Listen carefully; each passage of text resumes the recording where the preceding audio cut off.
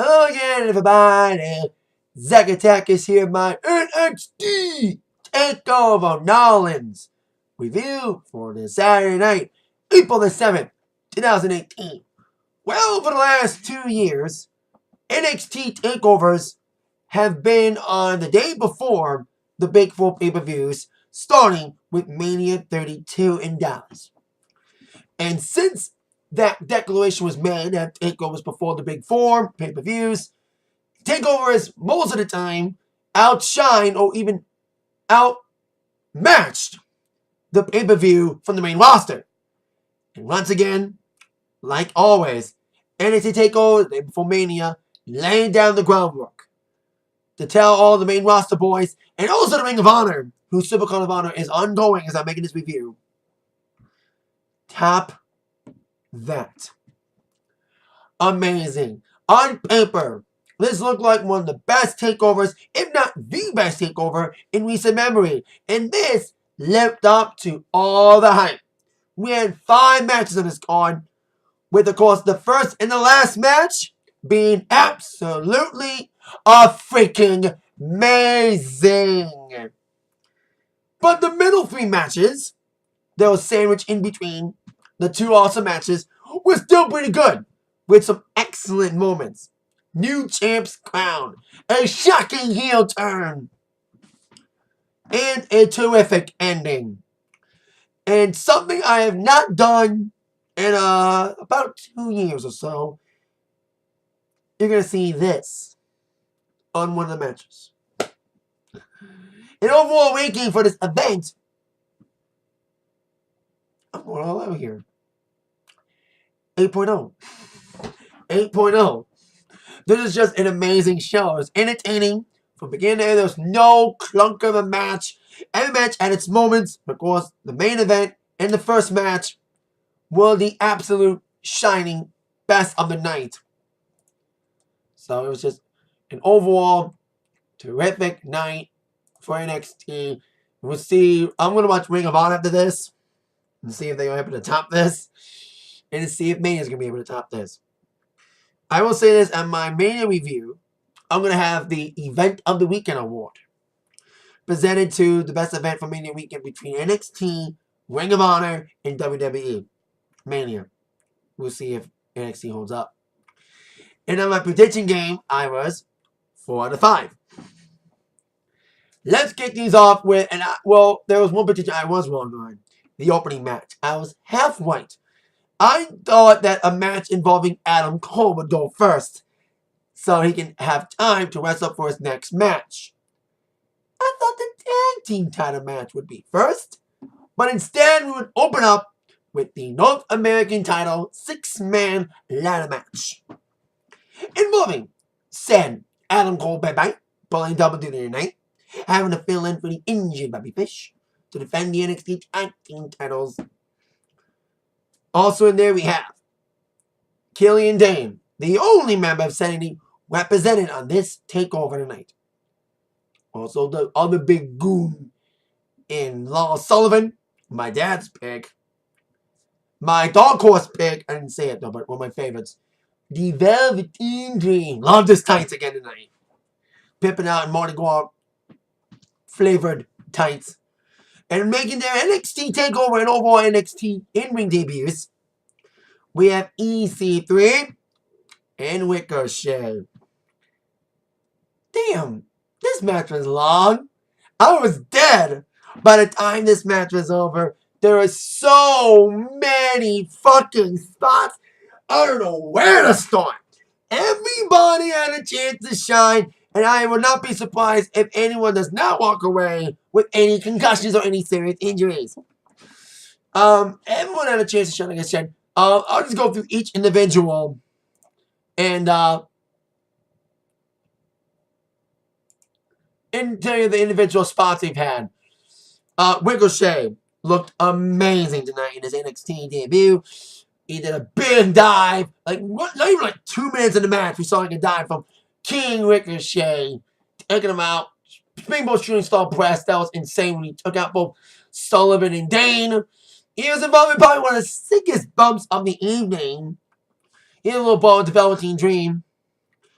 And Dream looked awesome tonight too, especially we went on an elbow spree, including awesome jumping Rainmaker elbow from the top of the ladder to, I forgot who he gave it to.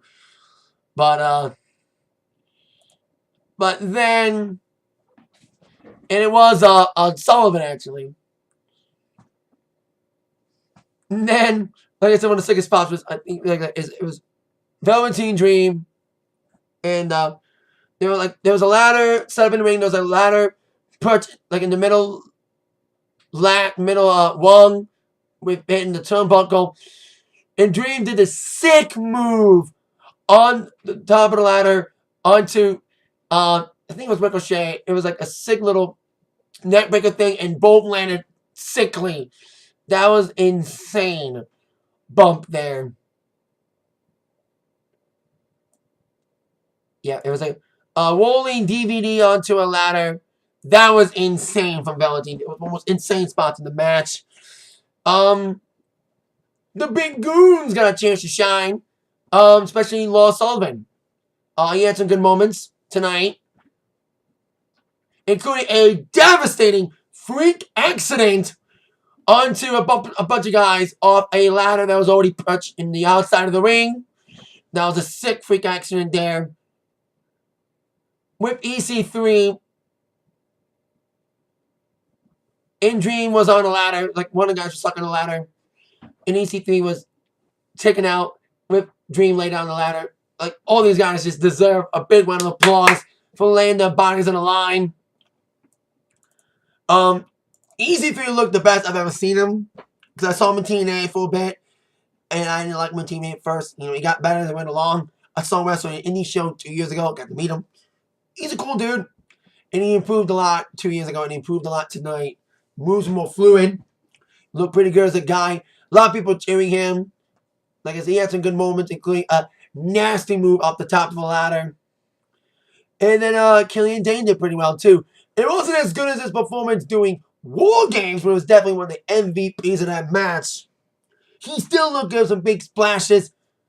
And he did like a big jumping move as well. So, like, everyone had a chance to shine. There were so many spots. I barely almost remember them all. And there's too much to tell up here. So I talked about the goons, how they did. About Ricochet, EC3, how they did. About the Dream. Adam Cole, bang bang. Had an early super kick party for everybody. Relaying what his boys, the Young Bucks, will probably do during their Ring of Honor match. He did have a little alliance with EC3 at one time. They did a double team, but then would later turn on each other. And the ending came when all 6 men were climbing on separate ladders. And everyone fell to the wayside. And Adam Cole was taken out momentarily during the match. Got back up. It was like 5 guys on 3 ladders. Like I said, Cole was taken out early on. I think he got taken out through a table, I think. No, wait a minute. That was this other match. Anyway. So then, after being taken out, with everyone laid out, with all the ladders being taken down, Adam Cole came back, got up the ladder, took the video out, and climbed that ladder, and he grabbed the NXT North American title. So, I said my 2 picks on my predictions video was Adam Cole or Ricochet. And I was kind of cheating, but I was right. One of my picks won. It came down to Ricochet and Adam Cole.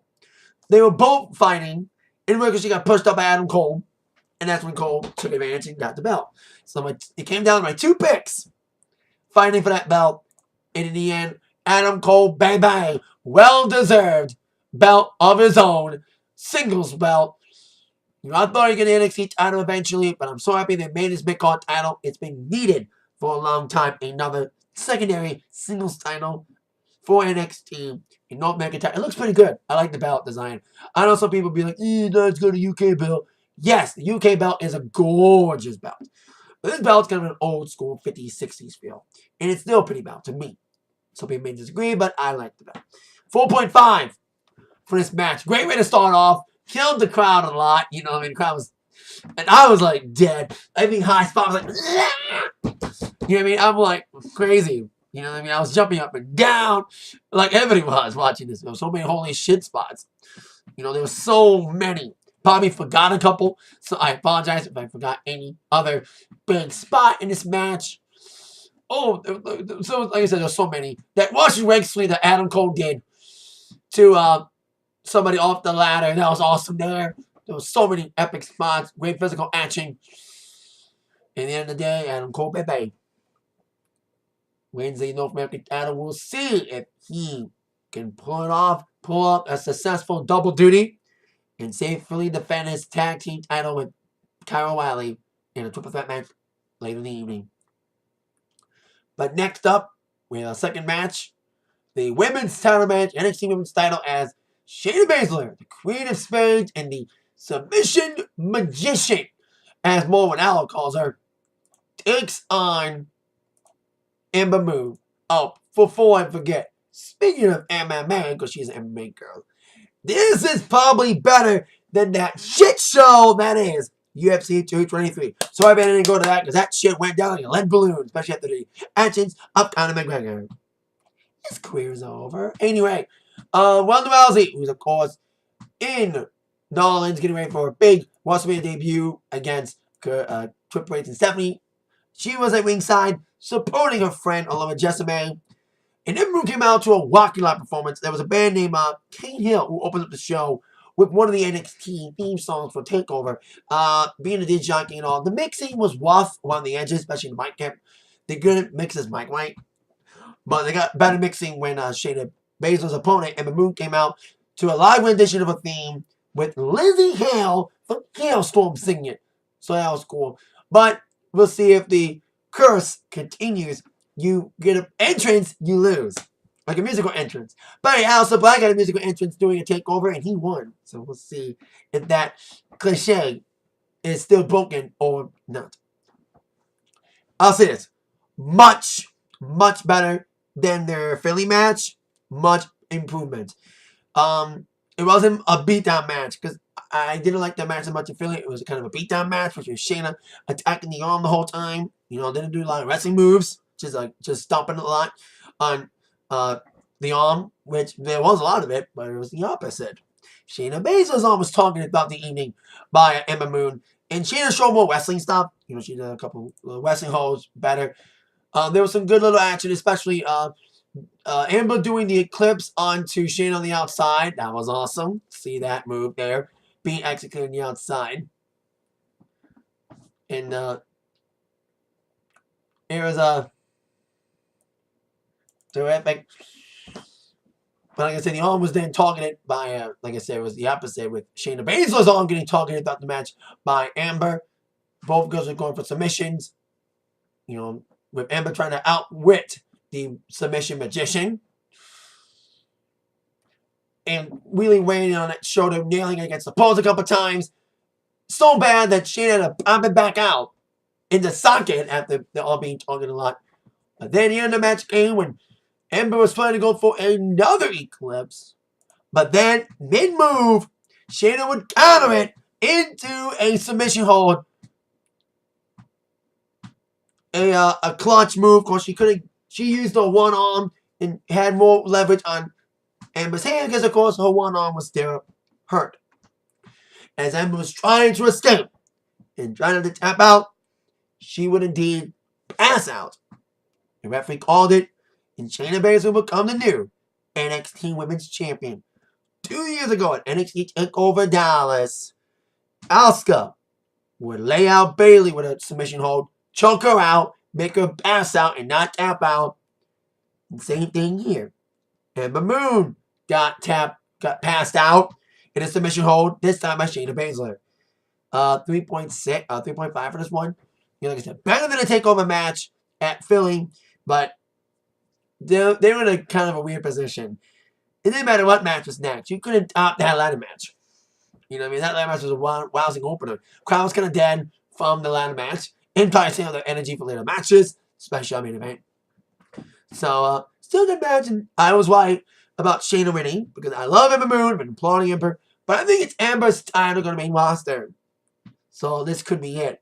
But you thought the same thing when Bayley lost her match, her said match against Asuka, yet she would not be on the main roster for another 4 months. Till August of 2016. Officially, she was at the Battleground match in July 2016, but it was only a one-time thing. She officially made her full-time main roster debut 2 years ago in August of 2016, night after SummerSlam. So, there you go. Still decent match. Tough to top that ladder match. Better than Philly. On to our next matchup. The triple threat match for the NXT Tag Team Championships. It is also doubling as the Dusty Classic Final, since the final, which contained both the Others of Pain and the makeshift team on Roderick Strong and Pete Dunne, the Bruiserweight and UK champion. Glad about that UK King of the Ring coming up. Can't wait to see that when that happens. Then the final match on Wednesday's regular NXT show, and Undisputed Era came out to stop it, knowing that Bobby Fish got hurt and they were trying to have no winner in the Dusty Classic because the winner of the Classic would take on them at TakeOver. So they wanted to make sure there's no opponent since Fish is out and Adam can focus on his ladder match. But as I mentioned, he had to pull double duty and it became a triple threat. And Adam had his ribs taped up. And the match was a decent little tag match. It became kind of a one-sided match for the most part because the AOP looked strong, make them look strong. Especially taking out Adam Cole early. He set up most of the match. He got powerbombed through a table, through a powerbomb by the AOP. So he was out for the majority, probably the entire match. And they want to take him out because he went through so much in the ladder match. So I was like, hey, give him a spot to be taken out so he won't have to wrestle that much after wrestling his ass off in that ladder match. So Bobby Fish's partner, who was still healthy, Kyle O'Reilly, went to go it alone. And he'd be taken out early that AOP. And so did Roderick Strong. Like I said, AOP just looked dominant early, did a super collider, all the big dominating moves, and they have improved a lot as a team. You know, especially guided by Paul Ellering. I think they're going to be lost this year. So then after the isolation game on everybody, Roderick Strong got the hot tag to the Bruiserweight. Pete Dunne and started doing his Peter Dunne things, including a great double team with Roderick Strong, but couldn't get the job done. But as the action range done, and everyone was going for the finishers, especially AOP at one point did try to do the final chapter after the Super Collider. I think it was on Dunne and Strong was a Super Collider. And then, you know, trying to do the last chapter, but it was counted. And then there was a great double team there, like I said, from Stunning and Dunne. The ending came when Strong was taken out. Dunne would lay out O'Reilly with the bitter end. And Roderick came back in for a second. I thought, okay, Roddy's coming in to either block somebody from blocking the count or to celebrate. Or both, really. But as Pete Dunne was getting the pin, 1, 2, all of a sudden, Roderick Strong turned heel, stumped the head of Pete Dunne, breaking the count, laying him out with his end of heartache, and then in a shock move, get it, shock the system, he puts a prone Kyle O'Reilly's body on top of Pete Dunne. And the 1, 2, 3, the Undisputed Era retained their tag team titles. I thought they'd lose them. Especially because I said Adam Cole would win the title, the North American title, if his tag team loses. So I was one of that analogy. And then all of a sudden, Roderick grabbed the wristband of the Undisputed Era. And after being courted by Undisputed Era last winter, initially declining to join, even at one point thinking of joining, you know, making him fall for woos for real this time. Roderick Strong is a member of the Undisputed Era. Great move, in my opinion. Roderick is a babyface. He had won his course as a babyface, especially that feud with Bobby Roode was his best one as a babyface last summer. But then his popularity kind of dipped a bit. He had a great show in the Cruiserweight tournament for the Cruiserweight title on 205 Live recently. And tonight, I think he kind of showed why he turned heel. His reception was not strong. He had good reception, but his partner got a bigger pop. So, great move because Roderick needs a career move, you know, because the fans aren't into him anymore. You know, it gets boo him a lot as a heel. Plus, they need someone to replace Bobby Fish. with Fish out for a while. He has a torn ACL. Who knows? He might be out, how long he might be out for. And Adam Cole can't go around defending the titles, both titles. He can't do like what Jay Lethal did. When Jay Lethal was both the Ring of Honor U.S. Television title and the World Champion at the same time, defend both titles. Adam Cole can't pull WWE every night. So he had a new member, a guy, like I said, who relented at first, who resented the Undisputed Era, but now is a part of it for all the right reasons. Great heel change, great heel move for Roddy, great heel back in the indie days and the Ring of Honor days, and a great replacement for Bobby Fish, who might be out for a while. He did come out with the clutch. So not only the Undisputed Era become still the Ring of Honor tag titles. Niners got in trouble for saying that last year, doing a broadcast. The NXT Tag Team titles, they also won the Dusty Classic. Technically, they won the Dusty Cup, despite the fact they didn't even enter it. They won the prize. A title shot against them, and the cup with the prize. 3.6. Like I said, the match was good, even though it was kind of one-sided, with AOP really dominate the first half of the match. Especially with O'Reilly having to fight the match on his own for the most part, with what Adam Cole laid out for the right reasons. Especially a devastating ladder match. But an extra point for that great heel turn. Now on to the co-main event. Because I was thinking about it at first. I thought this match would be the main event. It was, of course, for the NXT Championship between Andrade, Cien, and Almas defending against Alister Black. I thought to myself, this should be main event. But I was like, wait a minute. The Unsanctioned match should be main event, because if the Unsanctioned match goes on before the NXT title match, it'll kind of be dead for the main event. If it was the NXT title match. Glad they switched it up. This is the second out of the last 3 takeovers that the NXT title match is the core main event. It was a core main event at NXT Takeover War Games. It was a main event at Philly. And now it's once again a core main event. And this was a pretty damn good NXT title match. Not as awesome as the match with Gargano and Andrade in Philly, but still as good. Great action for both gentlemen. Some vicious spots, especially some of my favorite spots in this was Andrade doing the double knees at one point to Alister Black against the post. And Alister Black doing some big kicks and big moves with big strikes. A lot of interference from, of course, the wild card for Andrade. The benefactor, Zelina Vega, got involved a lot of times. Took Andrade out, took Alister out with a hook on the outside. And at one point during the match, she did do a hurricanrana to Alister in the ring, and she'll be involved in the finish. So, both guys are going for the big finishers. Alister did do the Black Mass at one point, but then, like I said, Zelina was a big benefactor in the matchup. Not only taking Alister out with 2 hurricanranas, but also putting Andrade's foot against the wall following the first attempt at Black Mass. And then main event towards the end of the match, as we did see, like I said, Cien do the double knees on the outside and in the inside, and tried numerous times at the double hammerlock DDT. They brought on the outside, and Andrade did a big splash onto Andrade on the outside.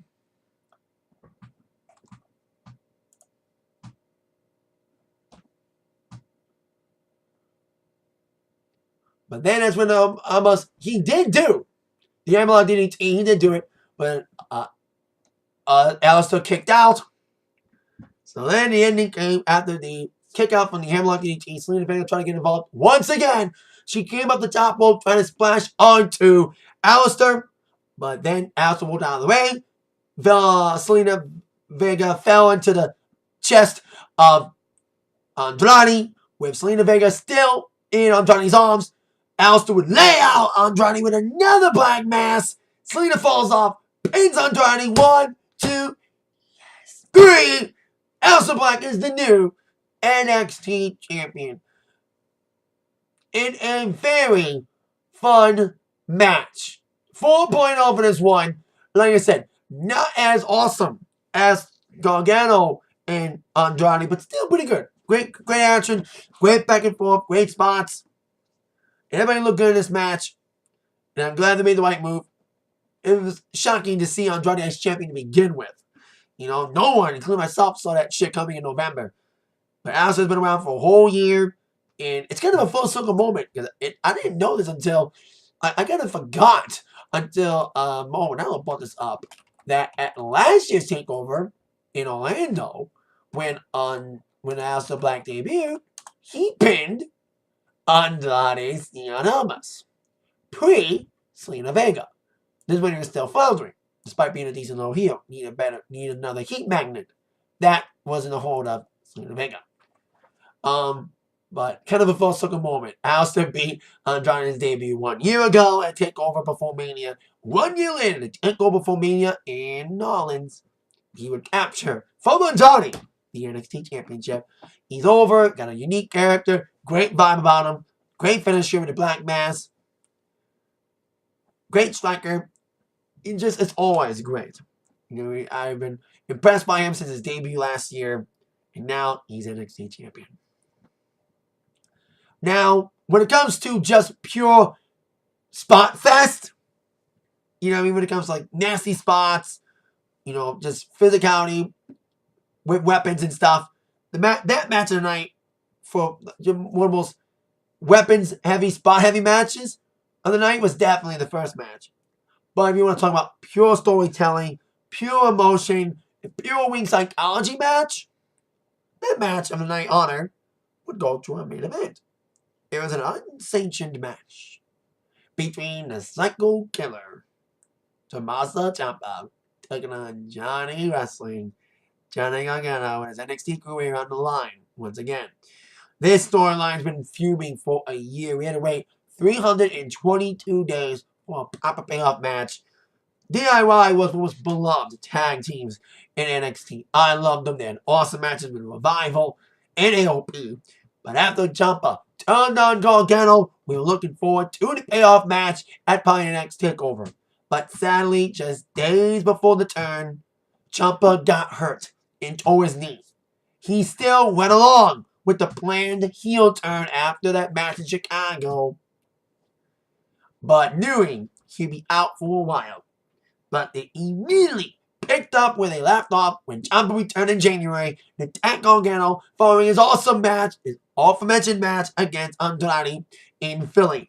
They had a rematch with Gargano's NXT career on the line. Ciampa would screw him over. It become almost hated heels in all of NXT, probably let alone all of WWE.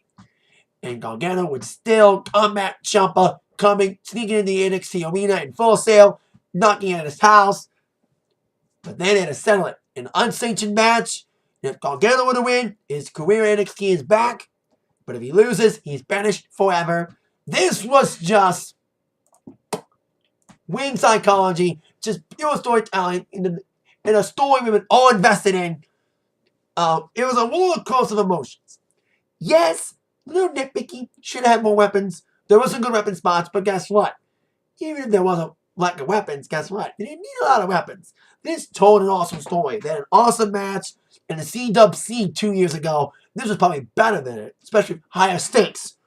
And they just brawled from the get-go. It was too much to talk. Like the ladder match, there was so much to tell. So little time. I'm not kidding. This match is as long as that ladder match was like 30 minutes. I don't get the exact time. 31 minutes for the ladder match. Almost 40 minutes for Gargano and Ciampa.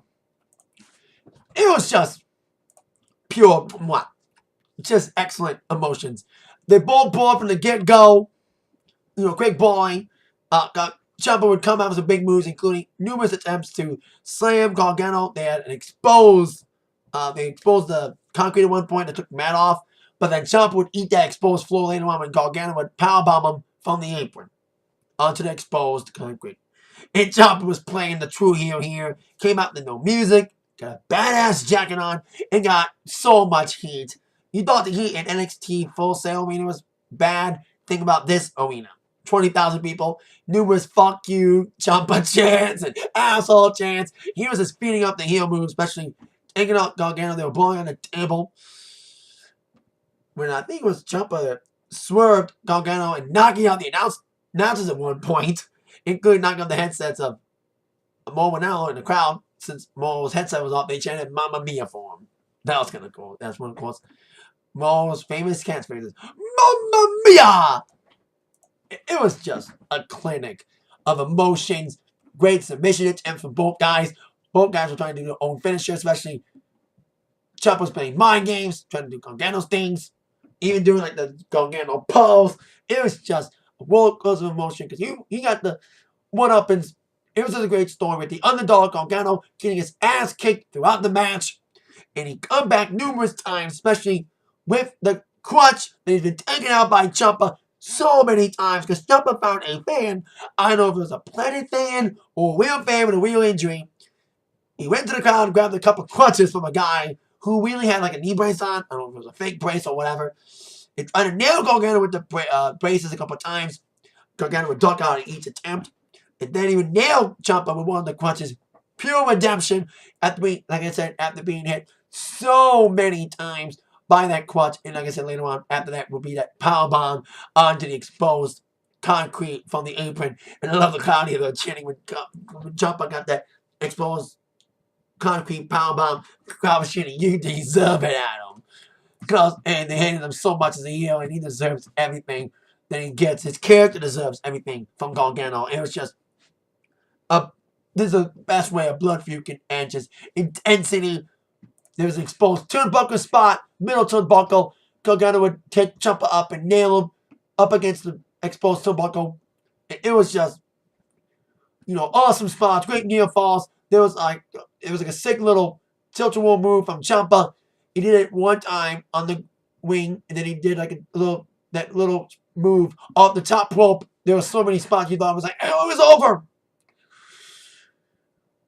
And there were so many epic spots. One cool little spot was Gargano and Ciampa were tied up with Ciampa's training tape, took his tape off, trying to choke Gargano with it, but they both got tied up.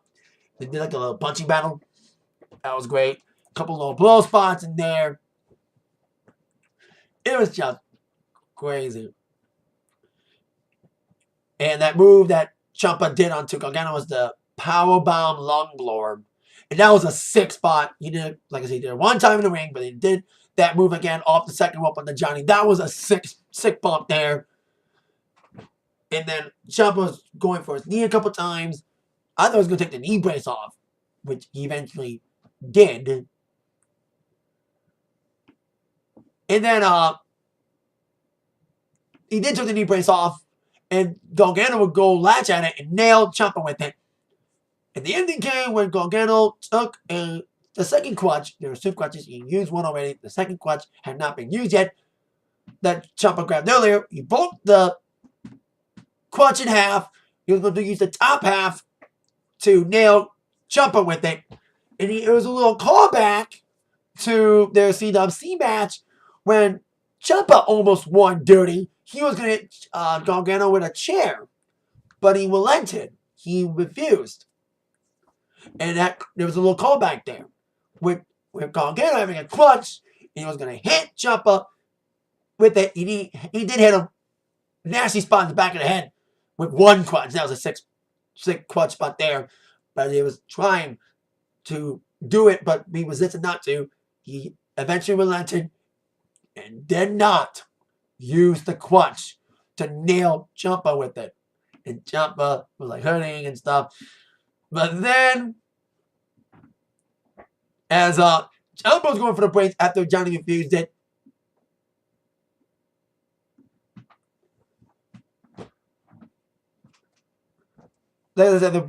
after the ending came in Johnny, after he refused to hit Ciampa with the crutch, they're both going for the brace, especially Ciampa, but then he got caught sucking it into the Gargano escape he had put in that move before in the match, but he got out of it, but he got put in the Gargano escape again after being sucked into it after Gargano had to fake out with the crutch.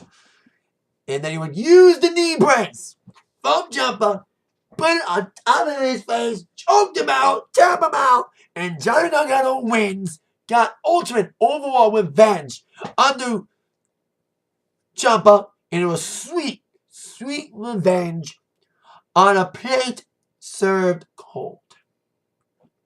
And Gargano is back in NXT. I was white on Gargano winning. I was like on the fence about who to pick. Because I want Gargano to go to main roster, but he needs his overall revenge on the top, and he got it in sweet revenge form. And it was just perfect. Perfectly executed. Storytelling match, a technical match. Like I said, should it need more weapons? Maybe. But guess what? They didn't need a lot of weapons to tell a great story. The weapons they did were used marginally and effectively. Like the crutch, especially the ones that have been used in the storyline, like the crutch and the knee brace. In the end there, sweet revenge with Candice LeRae coming out, a happy ending.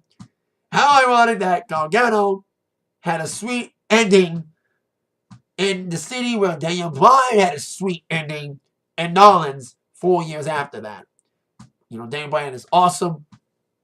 Revenge moment in Nolans at Mania 30. And now Gargano's got his own little underdog winning moment.